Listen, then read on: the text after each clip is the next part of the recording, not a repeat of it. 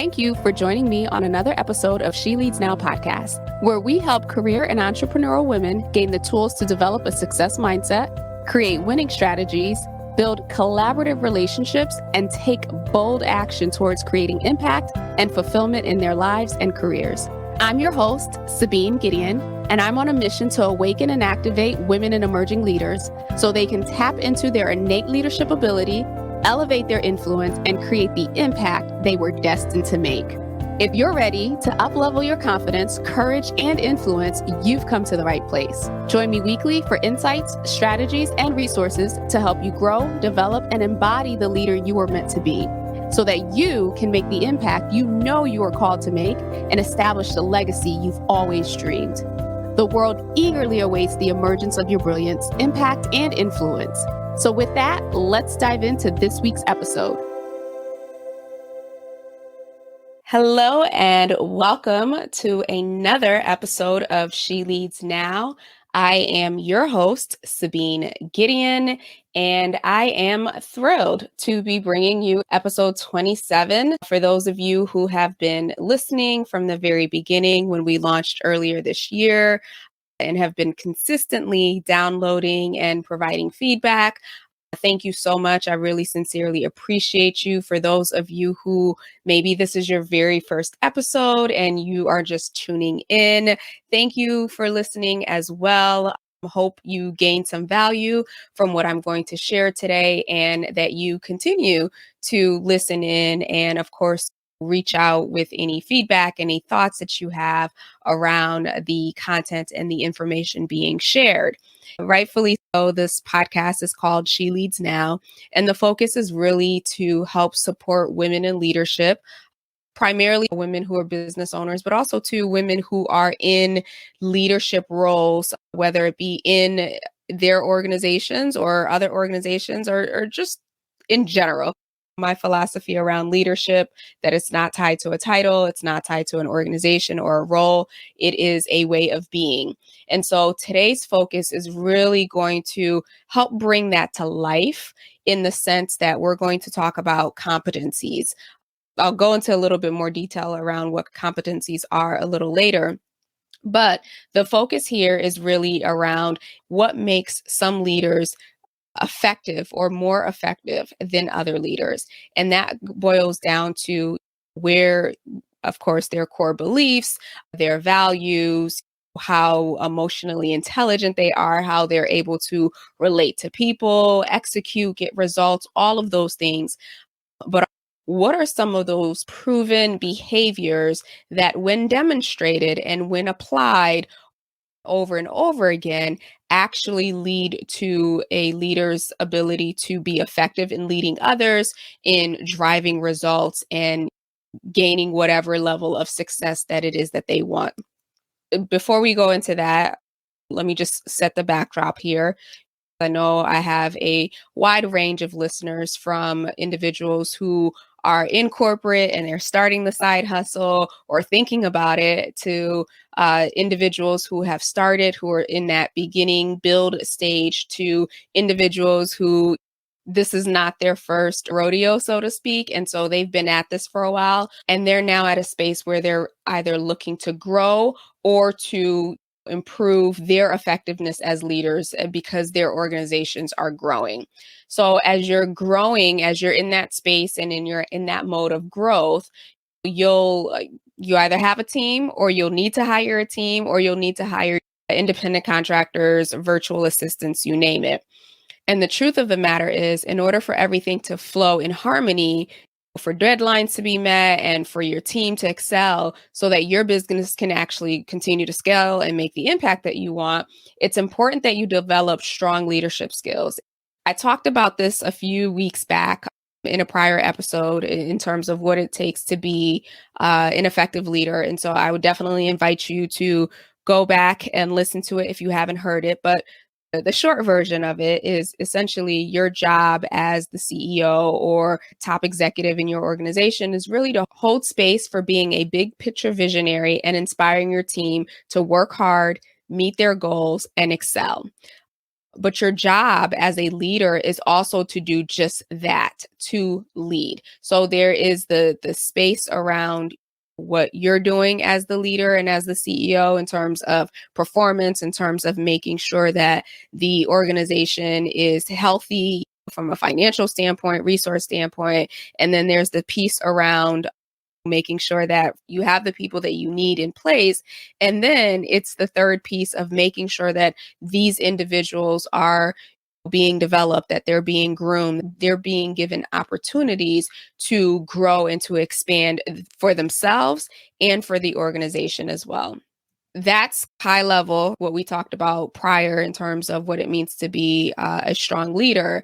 Now I'm going to go into a little bit more of the details of what does that actually look like? How can we measure, literally, how can we measure how effective a person is as a leader? And what are some of those components, or in this case, competencies that allow us to measure? And so I'm just going to give you a really high level overview because going into competencies, I could be here for hours, but this is just laying the foundation of what these competencies are and how they show up and the behaviors that you want to do a self assessment and mirror moment to see, okay, am I demonstrating these particular competencies? And there are a slew of competencies that have been determined to measure the effectiveness of leaders, whether it be around the actual business and the work and the function. But what we're going to focus on today is primarily the competencies that speak to your ability to lead others, to lead and to influence others.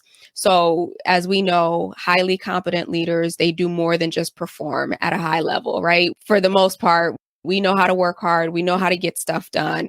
But when you step into the role of the CEO, or as your organization grows, and you're depending on others, you're going to find that it's going to be less and less about how effective you are in doing and more around how effective you are in getting others to do or inspiring others to do. So today, I'd like to share a few core leadership competencies focused on your effectiveness in leading others. And like I mentioned, there are a whole bunch, but these 10 have been researched and used globally as a benchmark for leadership effectiveness. These are in no particular order. So it doesn't mean that the ones that I say in the beginning are any more important than the ones at the end. Just in general, these 10, if you've ever done a 360-degree assessment, more than likely these 10 were part of the assessment in which your assessors assessed you. But first one up is compassion. As we know, in the time and space that we're in right now, the call for humanity to stand up and to support and to be caring and compassionate towards each other is greater than I think it's ever been before. And as a leader, as a CEO, this is a time to really have compassion for your employees and for yourself. Again, we're all human at the end of the day, and this has been a rough couple of years for us globally, collectively. And for some individuals, it's been even harder. So being mindful that your team right now, not only are they burnt out, not only are they maybe feeling isolated still, even though that the world is quote unquote starting to open again, that they are dealing with the prolonged trauma, if you will, of what's taken place over these last couple of years. So having compassion towards them, and of course, having compassion towards yourself. Next one up is likability. And this may seem odd because let's be honest, everyone has their definition of what it means to be likable, right? Someone can genuinely, authentically be themselves, and they are going to draw attention and admiration from a group of people, and another group of people are going to be like, "Oh my gosh, you suck and I don't like you."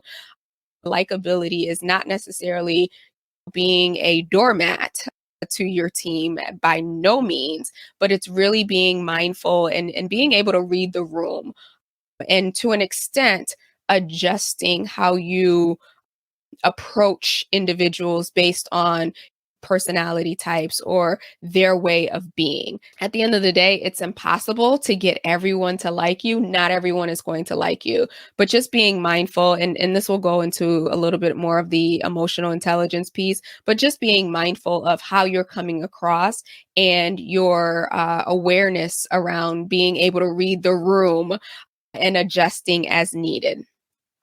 Next one up, number 3, is integrity. And this should be an obvious one.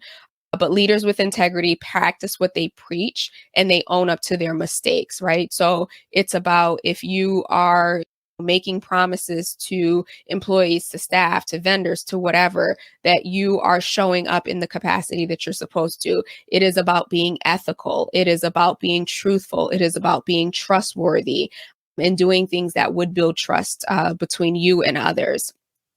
Commitment. Your commitment is just as important as the commitment of your team. So making sure that you are showing up 110%, especially if your communication or your expectations of your team is that they show up 110%. The key here is to remember that whoever you have on your team, whether they're full-time employees, they're consultants, whether you bring on an outside agency, these people have signed up to help support you in achieving whatever mission you've established and driving forward to completion of the vision that you have. So making sure that you are just as much in the game as you are expecting them to be in the game. Next one up, number 5 here, is sincerity. Don't say anything you don't mean, good or bad. I've been in environments, I've supported environments where I think the general desire was to be sincere, but in the fear of hurting people's feelings, or on the other side of that is just a toxic environment. Some leaders have found themselves in a place where they're just trying to say what they think that they need to say in the moment to get things moving or to appease someone. But people are watching that, and people can sense that, and people can discern that. So making sure that your yes is a yes, your no is a no, that as a leader that you again are operating in integrity, you're not talking trash about your employees to other employees or just in the environment, just being, again, just being human, but being sincere in the way that you communicate, in the way that you operate, in the way that you interact with others.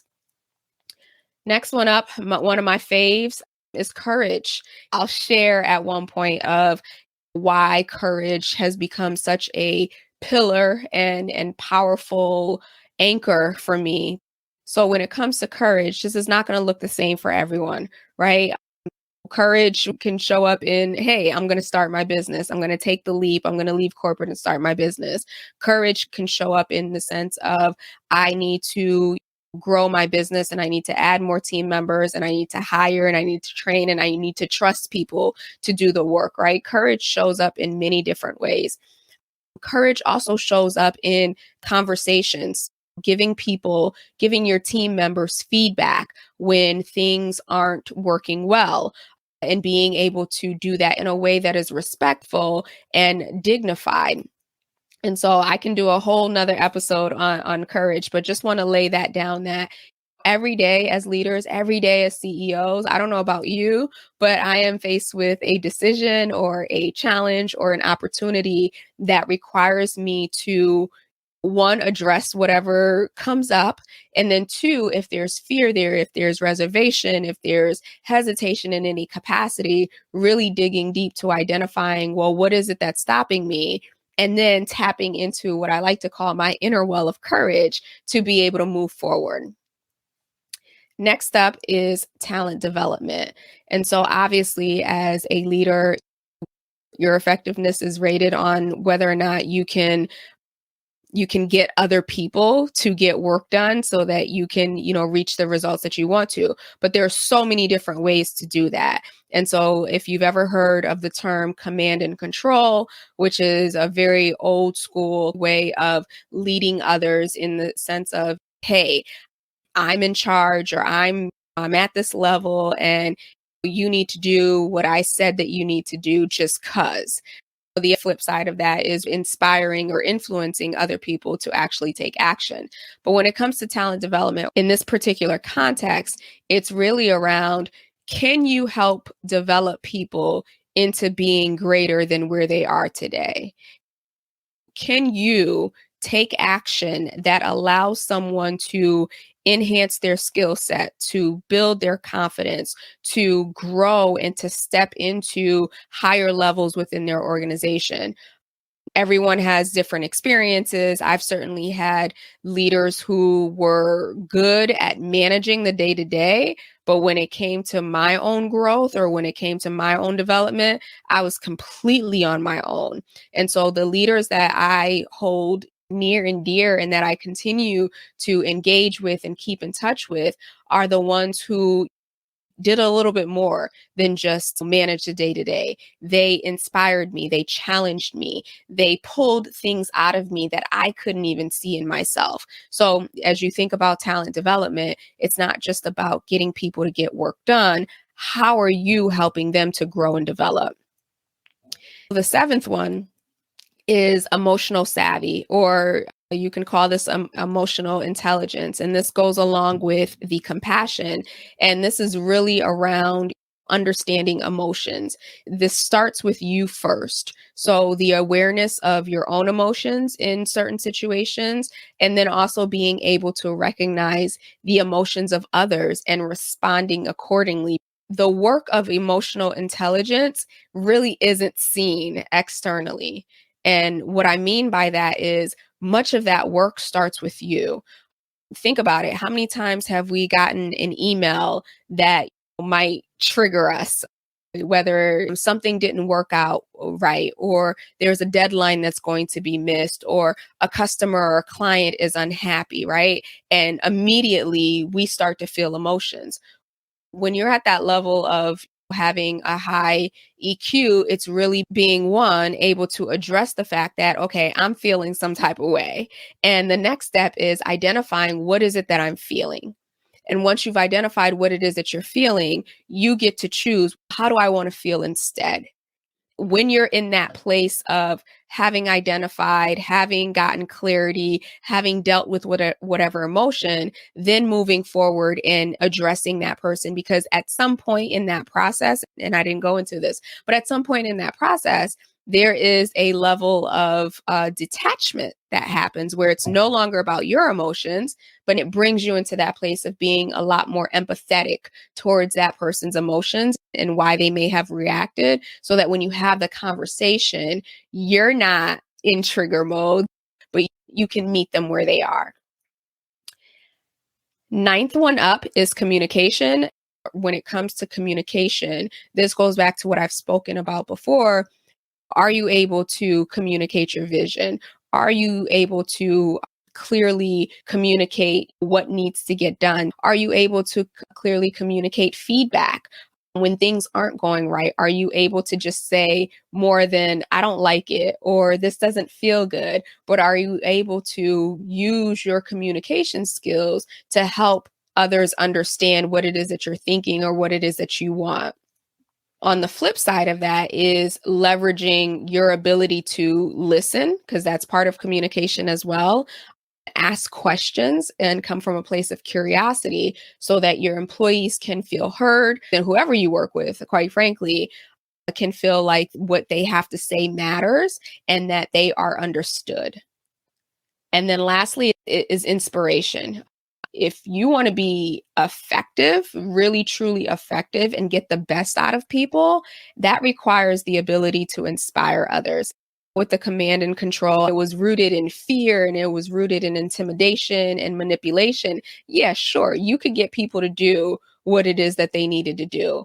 But when you can inspire someone, when you can help them see how, them doing X has an impact on Y, you will get 100 times more output from your employees and your staff versus, hey, go do this because I said so. To recap, the 10 core competencies that are focused specifically around your effectiveness in leading others is compassion, likability, integrity, commitment, courage, talent development, emotional savvy or emotional intelligence, communication, and inspiration. And then I just like to add a few things onto this list as you think about holistically. All right, now I know and understand the competencies. Now I can do a self-evaluation on how effective I think I am in those particular 10 areas. But then I just want to add a couple things here. So at the end of the day, this goes back to that communication competency. Be clear with your employees, your contractors, your vendors, your referral partners, your network, whoever it is. Being clear with people is first and foremost. But when it comes to those who support you and who are working to drive forward the mission of your organization, it's important that you share with them exactly how they're doing. You can utilize 360 reviews. Typically, when it comes to 360s, these are implemented, especially in the larger organizations, these are implemented at the leadership level and then maybe like mid management level. I wouldn't necessarily say that you would have to go around giving, especially if you're like a team of 5, go around giving everyone a 360, but it might be something that you think about if someone is ready to get promoted into their first leadership role, right? Let's take a pulse, not just by what you've observed as their leader, but what have their peers observed, or what have people that they've worked with closely observed as well. The other piece around communication is to really ask for feedback from your team. This is a two-way street, right? As leaders, we are always in growth mode, not just focused on the business, but in terms of who we are as individuals. And it's very easy to lose sight, or better yet, never have sight of our own blind spots. And depending on how large your organization is, or depending on the structure, individuals, employees are usually a lot less likely to point out your blind spots. Why? Because you're the CEO or you're the leader in the organization, and they don't want to do anything that would jeopardize their livelihood. So the encouragement here is to be proactive as the leader in creating that space, and not just saying, hey, if I do something wrong, just come and tell me. People are going to hear that and they're going to be like, okay, yeah, no, I'm not going to come and tell you. But really creating opportunities and asking specific questions, especially if you're wanting to understand, how well you do at giving feedback, right? Don't just put it out there and say, hey, let me know if I'm doing good at giving feedback. That's not as helpful. But you could sit with people one on one and say, hey, when I've given feedback in the past, has that been effective, or has that been clear to you? Really creating the space and then leading them. And then the real important piece here is that you temper your reaction to the feedback. You can shut down getting feedback that would actually help you grow if you have an emotional reaction to the person giving you feedback. Imagine the courage that it takes an employee to come to their boss, or to their boss's boss, or to the CEO and say, hey, when you did this, it caused that. And this was the challenge with that, right? It takes a lot of courage for them to step up and say that, especially if you've created that open door.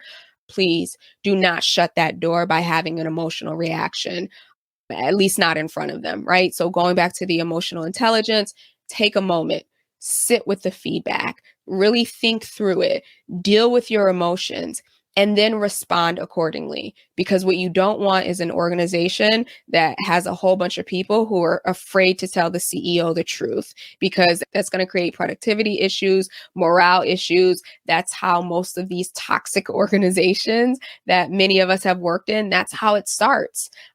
That the leadership is just not open to feedback, or they claim they were open to feedback, and when they got it, they had a negative reaction or there was retaliation. Couple more tips here that I want to add. Maintain your vision at all costs. being an effective leader is really showing your people that you have a big vision for your brand or your company and that you're actively taking steps to make it happen. So keeping the vision and the mission at the forefront, not just something that's hung on the walls or in your marketing materials, but reinforcing it as often as possible. The next one up is really learn from your failures, right? We all have failures, even my type A's, as much as we don't like them, we have failures. And so I've adopted the mindset that failure is information. And so for me, in cases where in the past where I probably would have just lost it, or let's be truthful, I've lost it when something didn't, go as planned. I've learned to really, again, process the emotions, right? I can still be emotional. I can still be upset. I can still be disappointed. But then having that moment to really sit with it and understand, okay, what is this failure teaching me? What are some of the lessons learned? How can I take this information to improve?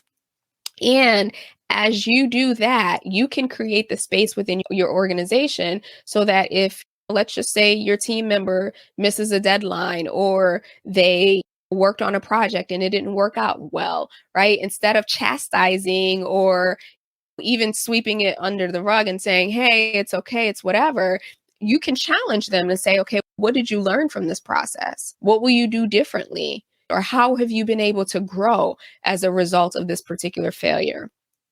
And so as we wrap up here, I just want to finish on the note that we're in this situation where employees are leaving organizations, and that mirror has really come up for a lot of leaders, a lot of CEOs all over the country who haven't necessarily always prioritized or really put at the forefront their employees or their human capital over their profits and their bottom line. And so you have to really keep in mind that your human capital, the people who support you, the people who are there to help you achieve and drive forward towards your vision, they're the most important differentiator in your organization.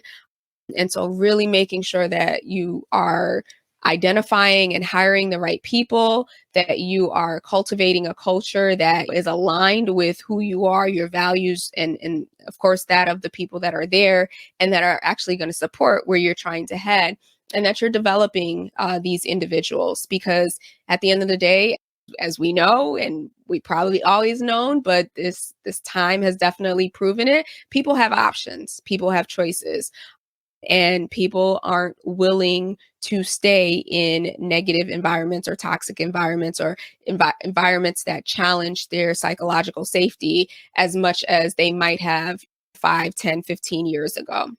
And so that's what I have for you today as it relates to really digging a little bit more deeper on what that foundation and what those competencies are to really improve or highlight your effectiveness as a leader.